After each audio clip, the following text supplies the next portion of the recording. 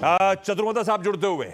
चतुर्मोता साहब GeM financials PMS के managing director feel ही नहीं आ रहा है भाई साहब, क्योंकि अब तक वो पार्टी नहीं रहा है, कोई खबर ही नहीं है। अब बस आ रहा हूँ, आज यहाँ हूँ मैं, आज वहां हूँ, कोई इसके आगे कोई बात ही नहीं बढ़ पा रही है। आशीष जी, आप लोग भी एक साथ सब मिल आप नहीं छोड़िए रहे। आप लोग भी सब एक साथ नहीं मिल रहे मुझे पार्टी करने के लिए। अच्छा वीडियो को बुलाइए। हाँ, अच्छा पार्टी तो ठीक है, ये हाँ, स्टॉक मार्केट में पार्टी टाइप फील नहीं है अभी, बड़ा जी। सल्क सा कर रहे हैं, अनसर्टेन एनवायरनमेंट है। क्या कर रहे हो आप लोग? कल दिलीप भट्ट से बातचीत हो रही थी, दिलीप भट्ट साहब से, वो कह रहे थे जो निफ्टी की ग्रोथ आने वाली है वीजा वी जो हमारे वैल्यूएशन स्टैकअप हो रहे हैं वो मैच नहीं कर रहा है, तो शायद करेक्ट ना हो भाव के लिहाज से, लेकिन टाइम वाइज करेक्शन का फेज अभी भी लिंगर ऑन कर सकता है। आप लोग क्या मान रहे हो जेम फाइनेंशियल्स में? नहीं तो देखिए, टाइम वाइज करेक्शन तो बाजार में चल ही रहा है आशीष जी। आप देख हाँ रहे हो कि पिछले 1 डेढ़ महीने में बाजार में एक प्रॉफिट बुकिंग का ही दौर बना है और बहुत ही सेलेक्टिव स्पेस है जहां पर पे भी अर्निंग ग्रोथ का सरप्राइज अच्छा आया है। उसको मार्केट ने बखूबी रिवॉर्ड भी किया है। जैसे कि हम आपने देखा सीडीएमओ में जैसे लॉरस के नंबर्स आए तो मार्केट उसको काफी अच्छी तरह से रिवॉर्ड किया। आज एचयूएल के अंदर में वॉल्यूम ग्रोथ की बात आई तो मार्केट ने डिस्पाइट एफएमसीजी एक बहुत बड़ा लगा रहा, पर आप देखिए एचयूएल को एक क्लियर लीडरशिप आज देखने को मिली क्योंकि वहां पर पे नंबर्स अच्छे आए।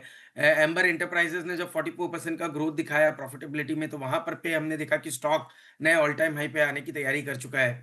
तो ये मैं जो देख रहा हूँ बाजार के अंदर में वो ये कि अब बहुत ही सेलेक्टिव अपॉर्चुनिटी है। ऐसा नहीं कि पूरा सेक्टर, अगर से एक सेक्टर चल रहा है तो पूरा सेक्टर के अंदर में रीरेटिंग है, उस सेक्टर के अंदर में भी आप देखेंगे कि सेलेक्टिवली वही स्टॉक्स परफॉर्म कर रहे हैं जहां पर पे नंबर्स पॉजिटिवली सरप्राइज कर रहे हैं। तो ये क्लियरली एक बाजार का इंडिकेशन है कि बाजार एक साइडवेज ट्रेंड में बना रहेगा। प्राइवेट बैंक्स में हम काफी समय से पॉजिटिव रहे तो आपने देखा कि एचडीएफसी और आईसीआईसीआई इस पूरी लीडरशिप को बखूबी निभाते जा रहे हैं। बट वही कोटक महिंद्रा बैंक या इंडसइंड बैंक या अगर से आप एक्सिस बैंक को देखें तो इनमें कोई खास परफॉर्मेंस नहीं आ रहा है। तो clearly with in private banks भी एक बहुत बड़ा आप देखेंगे कि लीडरशिप जो है वो बहुत ज्यादा नॉमिनेटेड बाय 2 प्लेयर्स। तो ये मुझे लगता है कि एक ट्रेंड बना हुआ है और जो क्लियरली इंडिकेट करता है बाजार एक साइडवेज ट्रेजेक्टरी में रहेगा। नीचे में मुझे नहीं लगता कि बाजार में 24,300 24,200 के लेवल्स ब्रीच होंगे, हाँ, यानी कि मोटी मोटी 24,000 के लेवल ओके। बहुत बढ़िया सपोर्ट के तौर पर काम करेंगे। बट ऊपर हाँ, में भी 25,500 मुझे लगता है एक बहुत बड़े रेजिस्टेंस के तौर पर इस समय बाजार में बना हुआ रहेगा। एक सवाल दो पार्ट में, क्या थीम्स, क्या पॉकेट्स, क्या चीजें जो आप अवॉइड कर रहे हो इस बाजार में? दूसरा हमेशा से जानना था मुझे, थीम्स क्या है? एआई है, थीम्स क्या है? डेटा सेंटर है। आप इन थीम्स को कैसे प्ले कर रहे हो अपने portfolio? I am sure play करने की जी। कोई ना कोई तरीका ढूंढा होगा, क्या पावर के थ्रू या किसी और तरीके से? नहीं, बिल्कुल आपने सही कहा। तो जैसे कि डेटा सेंटर्स की थीम को प्ले करने के लिए there are players like Techno Electric, जो कि बहुत ही अच्छी तरह से डेटा सेंटर्स के अंदर में काम कर रहे हैं। तो ऐसी एक mid cap small cap companies हमने आइडेंटिफाई की है जो इस थीम को के अंदर अच्छा प्ले कर सकते हैं।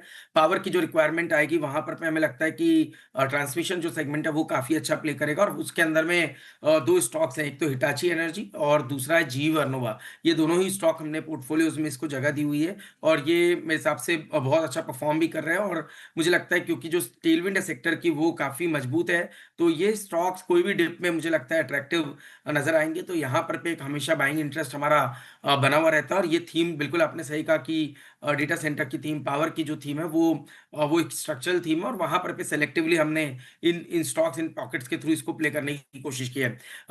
जैसे हमने कहा कि इलेक्ट्रॉनिक मैन्युफैक्चरिंग जो सर्विस का स्पेस है वो बहुत ही प्रॉमिसिंग है। क्योंकि वहां पर पे आप देख रहे हैं कि अब जैसे डिक्सन जैसा प्लेयर था जो मोबाइल के अंदर में पहले 10 से 15% वैल्यू एडिशन करता था, अब उन्होंने जिस तरह से एक एक्विजिशन किया, साथ में एक जेवी किया, तो ये जो वैल्यू एडिशन का सेगमेंट है वो 40% तक जाता हुआ नजर आएगा और जिसका क्लियर इंपैक्ट मार्जिन एक्सपांशन में देखने को नजर आएगा। सिरमा के अंदर में आपने देखा उन्होंने कैसे कंज्यूमर का जो सेगमेंट है जहां पर लो मार्जिन बिजनेस था उसको कम किया और दूसरे सेगमेंट्स को इंप्रूव किया, तो उसकी वजह से प्रॉफिटेबिलिटी में इस क्वार्टर में एक सिग्निफिकेंट जंप हमें देखने को नजर आया और उसका इंपैक्ट स्टॉक प्राइस में भी देखने को नजर आ रहा है। और वही चीज अंबर में हुआ। अंबर में जब पूरा जो सेक्टर है वो कहीं ना कहीं एक आप देखेंगे एसी का जो एसी के अंदर में वॉल्यूम ग्रोथ नहीं आई, पर एम्बर के नंबर्स में इनकरेजिंगली बहुत ही स्ट्रांग नंबर्स एम्बर ने पोस्ट किए, और अगेन उसका भी रिप्रेजेंटेशन प्राइस में दिख रहा है। तो हमारा ये मानना है कि with in EMS electronic manufacturing service का जो स्पेस है वो बहुत ही प्रॉमिसिंग है। केन्स ने बहुत अच्छा परफॉर्मेंस दिखाया है पोस्ट नंबर्स, तो ये जो थीम है वो काफी इंकरेजिंग लगती है। इसके अलावा प्राइवेट बैंक्स हमें काफी अच्छे लगते हैं, और तीसरा हमें लगता है कि सेलेक्टिवली कुछ सीडीएमओ अपॉर्चुनिटी है वो काफी प्रॉमिसिंग लगती है। तो ब्रॉडली जो ये जो 3-4 सेक्टर्स हैं उनके अंदर एक अच्छी स्ट्रेंथ दिखती है। जिसको हम क्लियरली अवॉइड कर रहे हैं वो हाँ, है बहुत ज्यादा आईटी का एक्सपोजर, हम परफेक्ट। इसमें बिल्कुल अभी हमने रखा नहीं है हमारे पोर्टफोलियो से। चतुर्वेद साहब, थैंक यू सो मच। समय की कमी नहीं तो हमेशा बातचीत आप और दीवान साहब दोनों से बातचीत करके वैसे ही मजा आता है।